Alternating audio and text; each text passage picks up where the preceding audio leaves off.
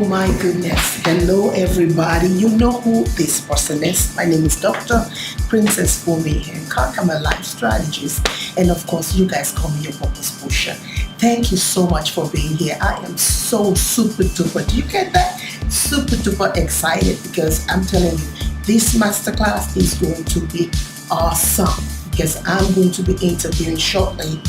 Yes, I call him my legend, my life legend. Yes, I've done it. I've said it again and I say it one more time. He's my life legend, no other than Dr. Stephen Mansfield. See you shortly.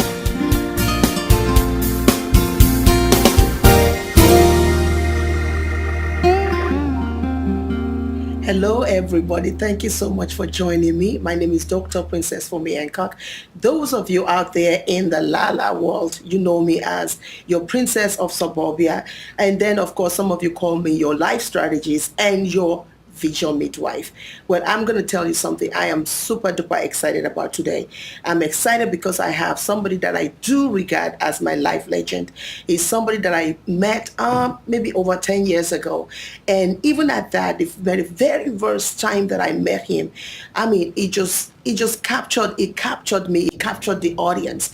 And today I know that he's definitely going to capture you. So he's no other than Dr. Stephen Mansfield. Today, this is what we're going to do right here. We're going to talk a little bit about him so that you can get just a little bit about him. Not only that, we're going to talk about why you need to stay tuned here. You do not want to touch your dial. That's right.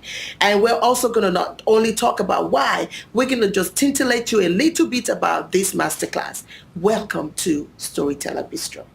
I'd like to tell you a story. Actually, I'd like to tell you 3 stories, but don't sweat it. I talk fast. My southern cousins say that I talk fast like a Yankee on drugs. Mormon. Whatever the case, the New York Times bestselling author who wrote books about the faith of former President George W. Bush and President Obama is out with a new book. This one is called The Mormonizing of America, How the Mormon Religion Became a Dominant Force in Politics, Entertainment, and Pop Culture. Stephen Mansfield, welcome. Thank you. Good morning, Carol. Good morning. You say Mormonism has emerged as one of the fastest growing religions. How do you explain it? Well, I think that even if you don't accept, like, or believe in their supernatural doctrines, the fact is that they just have a dynamic of society, of investment, of family, of social impact that's just increased their numbers. They were only... A new book, The Faith of Barack Obama, explores the presidential hopeful's unique religious upbringing and his conversion to Christianity. Joining us now is the author of the book, Stephen Mansfield. Stephen, good to have you here. Great Thanks very much. Now, you yourself are a conservative, evangelical, pro-life conservative, yes. And yet... Well, oh my goodness, Dr. Stephen Mansfield, how are you? I'm doing very well. It's great to be here. Thank you so much. Let me say this. A while back, I reached out to you about being on the show. I am Princess of Suburbia TV. And you were so gracious. Oh, thank you. You was just incredibly gracious. And when you were on that show, you captured everybody. You need to go back and watch that because I left it there. And you captured everybody and people were watching. Over 15,000 people, they kept watching. And even the next day, there were people that reached out to me and said, well, we have something to say about that. So now we had to do a 1 hour about 8 women. It's right there. 8 women talking about their experiences because you gave them what I regarded crack the code. Thank you for doing that. My privilege. Thank you so much for having me on the program.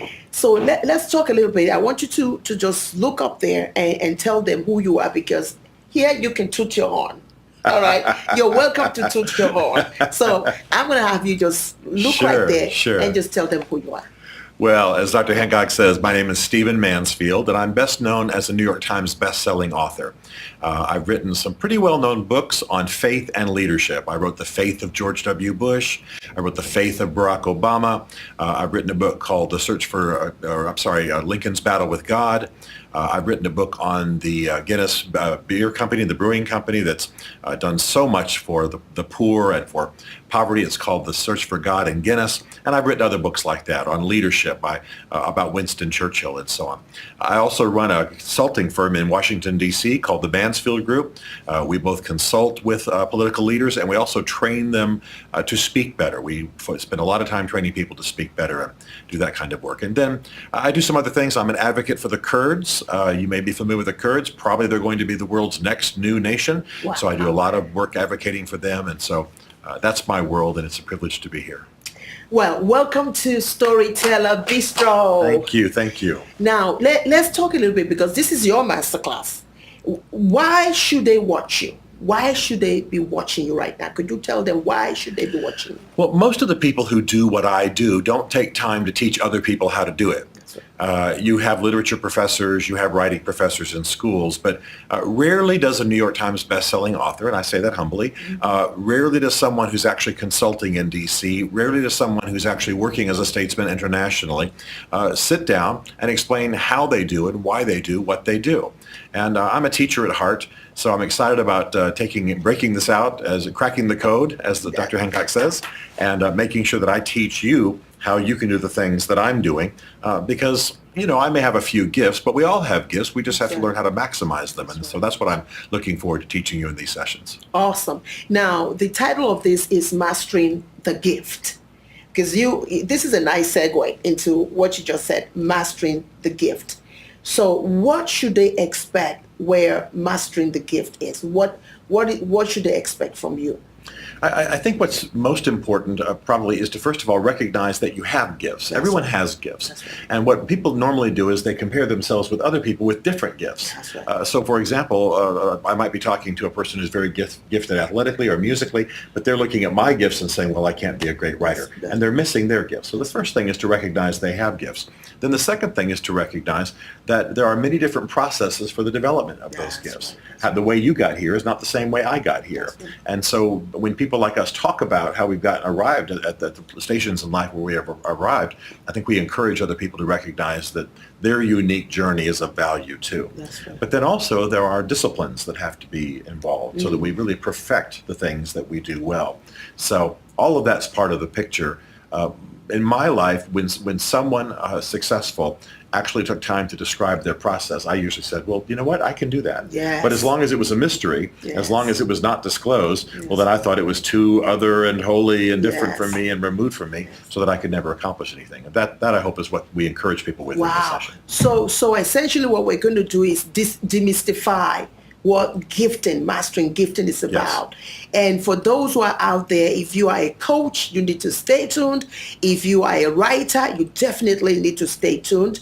Well, some of you call yourself authors. Well, stay tuned too, right? If you are whatever expert, whatever your area of brilliance is, because that's what we're talking about today. Your gifting is your area of brilliance. And so whatever the area of brilliance is, if you're a business consultant, you need to be here, because here's the thing. When you tell stories as a business owner, you need to learn how to tell your story, because a lot of times people say, well, I'm just an entrepreneur. I'm just an entrepreneur. But well, if I came into a room of entrepreneurs right now and I say, can you tell me what your business is about? You better be a very good storyteller. And so we're going to help you demystify that. His masterclass is going to demystify that for you.